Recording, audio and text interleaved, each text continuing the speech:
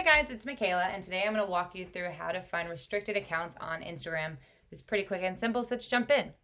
Restricted accounts is a new way that Instagram just rolled out. Instead of an individual having to block somebody, they can now just restrict them, which limits that individual's presence on their Instagram. To find that, we're going to go to our profile, which is the me button on the bottom right, and then the three lines at the top.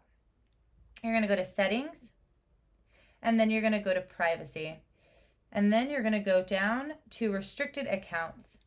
Here, I don't have any restricted accounts, so I'm going to push continue. And here would be the list of accounts that you've restricted. And you can add, and by searching here, if I wanted to search, maybe I'll just restrict Matt for a second. And see, now Matt is restricted. He can't comment and have other people see it. Only me and him can see it. And then it just limits his ability to contact me or to see me. He can still look at stories. It doesn't fully block him from my account, but it does restrict him.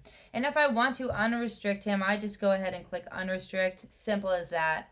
If you guys have any comments or questions, let us know. Leave a comment, and if not, don't forget to subscribe.